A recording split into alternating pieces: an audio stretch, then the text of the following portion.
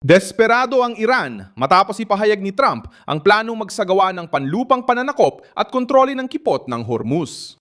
Tayo ang magiging tagapagbantay ng Strait. Maaring tawagin pa natin itong angel na tagapagbantay ng kipot.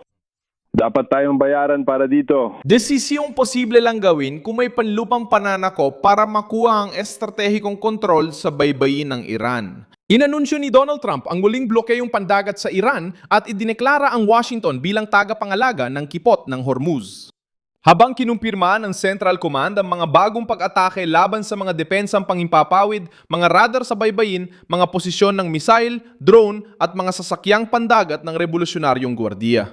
Kasabay nito, nakadeploy pa rin sa gitnang silangan ang mga aircraft carrier na Abraham Lincoln at George H.W. Bush at dalawang malalaking barkong amphibious.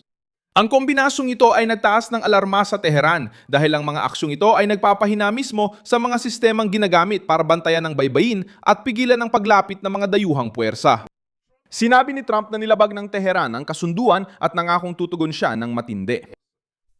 Matindi naming kinamahan sila kagabi. Sa bawat drone na ipinapadala nila, gumaganti kami ng katumbas na lakas. Pero may kasunduan kami na walang ibang nakakaalam. Saradong kasunduan yon, pero sila ang sumira. Lagi silang sumisira.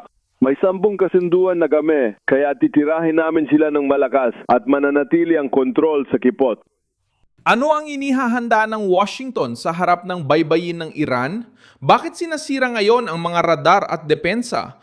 Paano tutugon ng Iran kung may tropang Amerikano sa kanilang teritoryo? Ikukwento ko lahat ng yan. Kung gusto mo ng diretsong nilalaman, mag-subscribe na dahil araw-araw may ganitong video dito. Nagpasya si Trump na higpitan ng pagkubkob matapos i-anunsyo ng Tehran ang pagsasara ng kipot ng Hormuz at mangailangan ng autorisasyon sa pagdaan ng autoridad. São para passagem de embarcações. Sinabing ang Pangulong Amerikano na pananatiling bukas ng Estados Unidos ang ruta kahit walang pahintulot mula sa Iran at inanunsyo ang paniningil ng 20 sa mga kargamentong dumadaan bilang bayad sa proteksyon ng hukbong dagat.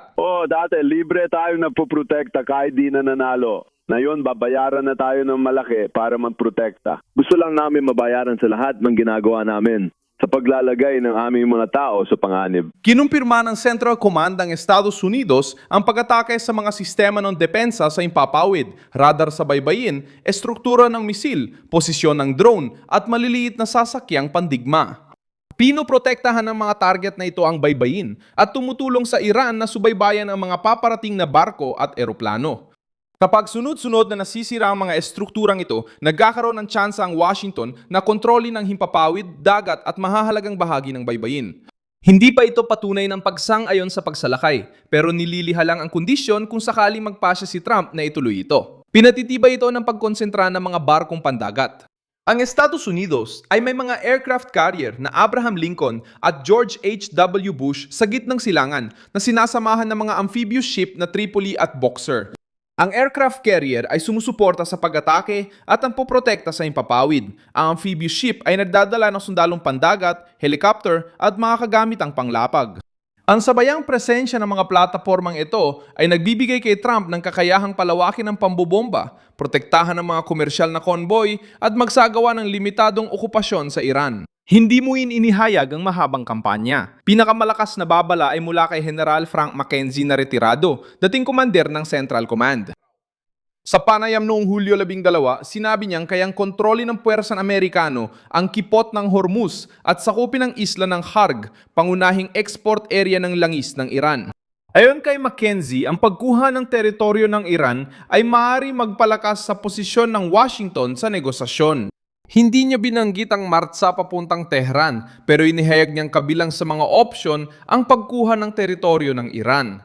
Kapag ang dating komandante ng rehiyon ay pinagtanggol ang hakbang na ito sa pambansang telebisyon, ang ideya ay hindi na basta sismis lamang. Ang daungan ng Duke sa Oman ay napasama rin sa radar matapos kumalat ang mga larawan na di umano'y nagpapakita ng barkong pandagat na sumusuporta sa mga espesyal na operasyon ng Amerika. Hindi pa opisyal na kinukumpirma ang barkong ito bilang bahagi ng plano ng pananakop. Nagbibigay ang Duke ng akses sa dagat ng Arabia at nasa labas ng masikip na bahagi ng kipot ng Hormuz. Ayon kay Tehera, ang dagdag na puwersa ng Amerika ay nagpapataas ng hinala na naghahanda ang Washington ng mga alternatibo para makapasok sa baybayin o suportahan ang mabilis na pagsakop ng mga isla at estratehikong pasilidad. Tumugon ang Iran sa pamamagitan ng pagpapalawak ng mga pag-atake sa riyon. Pero nagbibigay din ito kay Trump ng argumento na dapat ma-neutralize ang estruktura ng Iran bago dumating ang mga bagong pag-atake sa base at rutang kalakalan. Lumala ang tensyon matapos atakihin ng GFS Galaxy, isang container ship na may bandila ng Cyprus. Ang barko ay tinamaan ng hindi pa natutukoy na projectile habang tumatawid sa kipot ng Hormuz. 23 tripulante ang nailigtas ng hukbong dagat ng Oman. Ngunit isang inhinyerong Indiano ang patuloy na nawawala. Ayon sa Iran, nagpaputok sila ng putok na babala dahil dumaan ang barko sa hindi autorisadong ruta. Para sa Washington, ipinakita ng insidente na gusto ng Tehran na sila ang magdesisyon kung anong mga barko ang papayagang dumaan at gagamit ng puwersa sa mga hindi susunod. Umabot din ang krisis sa Yemen. Ayon sa pamahalang Yemeni na suportado ng Saudi Arabia, tinamaan nila ang runway ng paliparang internasyonal ng Sanaa para pigilan ang paglapag ng eroplanong Iranian ng Mahan Air. Dito, lumiko ka, bumalik. Mga mahal naming manonood, kitang-kita ang malalakas na airstrike sa paliparang internasyonal ng Sanaa ngayon. 2 beses tinamaan ang runway. Sa runway ng paglapat at alis, gaya ng nakikita ninyo,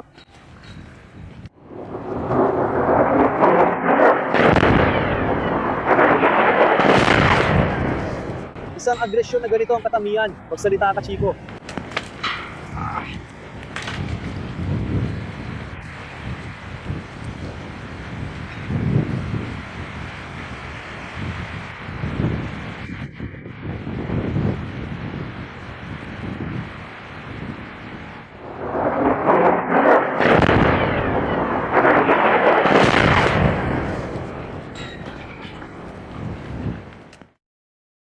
Naghatid ang eroplano ng delegasyong Houthi mula sa seremonya ng pagkamatay ni Ali Khamenei at lumapag sa Rodeida.